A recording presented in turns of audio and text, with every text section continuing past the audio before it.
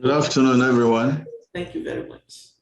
Yeah, I first of all want to commend the Talking Trade team for putting this platform together, which has in no way assisted, the export operators, giving them up-to-date information on how to go about export business.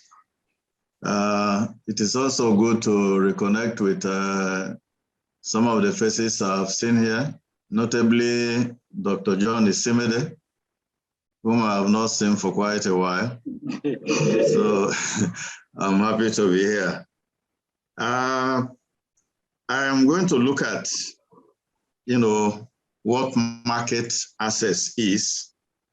And of course, after that, the severe issues exporters face, and then the solutions that, we can proffer. Unfortunately, my talking notes are not ready, but as soon as we are done with this, I'm going to forward it to the platform so that it can be put online. Well, market access is essentially the ability of a company or country to sell goods and services across borders. It is used to refer to domestic trade as well as international trade, although the latter is most commonly used. Market access is often negotiated between two or more governments. And of course, these negotiations involve pushing your products, to international markets under the platform of bilateral or multilateral negotiations.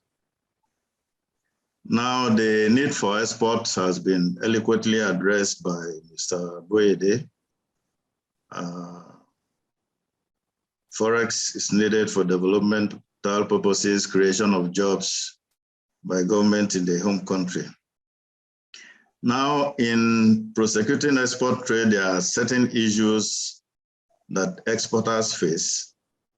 And these challenges can be categorized as internal, which has to do with supply side constraints, as well as external, which has to do with demand side constraints.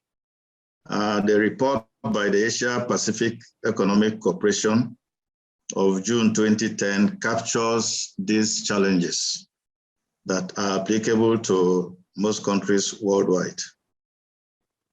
I'm going to talk specifically on the issue of WTO agreements as they affect market access. Now, the WTO agreements have 12 main agreements, apart from, some agreements that have to do with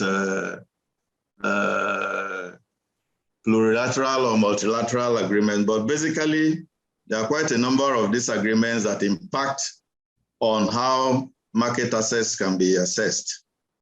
You have issues like agreement on customs valuation, agreement on sanitary and phytosanitary measures, and then agreement on safeguards, and of course, agreement on import licensing procedures.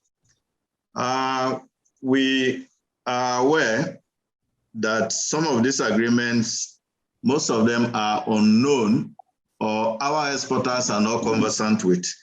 For instance, the EU has over 40 trade agreements with close to 80 countries. So there is a need to be conversant with WTO rules and agreements. Ditto, the African Continental Free Trade Agreement, the ECOWAS CET, the ECOWAS ETL, LS, and of course, the Economic Partnership Agreement.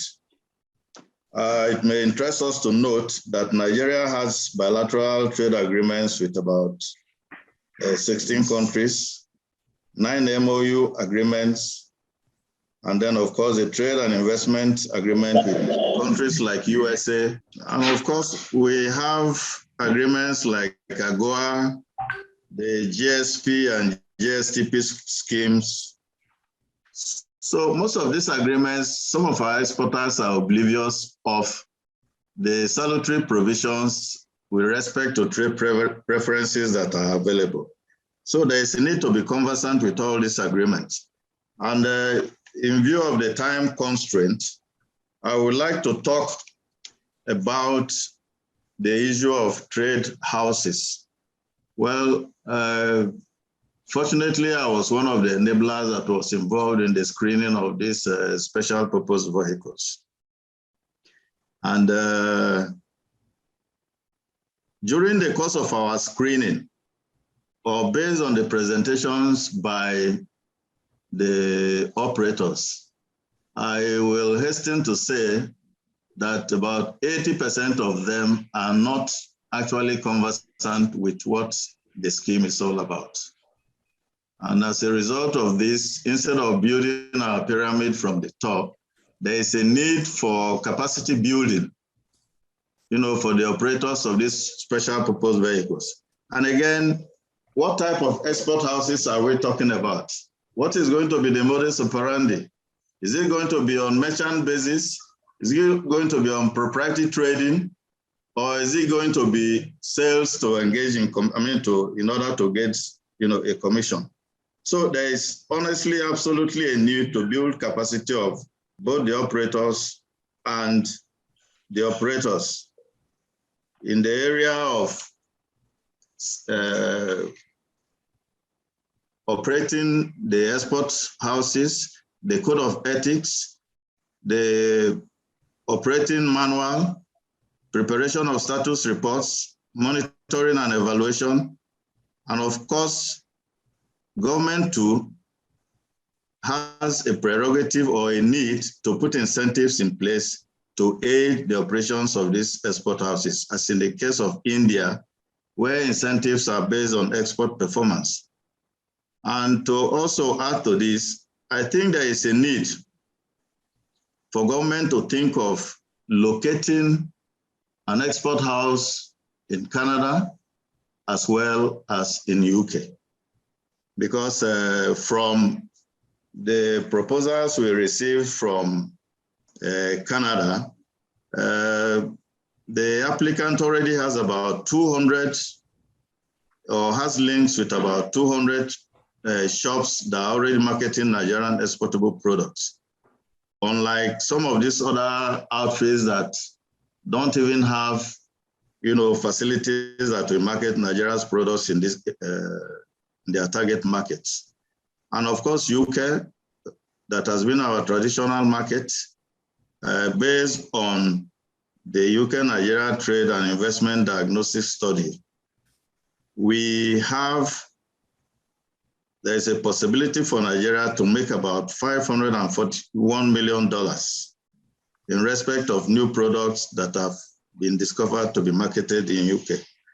So having said this, I want to advise that we or Nigeria should seriously think of, opening these outfits both in Canada and also in the United Kingdom. And of course, the reopening of SY trade centers and commercial desks to boost economic and trade relations is also paramount. And most importantly, there is a need to train and retrain stakeholders, that is MDAs, exporters, Nigerian embassies, and High Commission staff in economic diplomacy. And of course, increased local and international publicity for some of our made in Nigeria products. Where for times constraint, there are other issues that I would have loved to talk about, but for now, I think I will end here.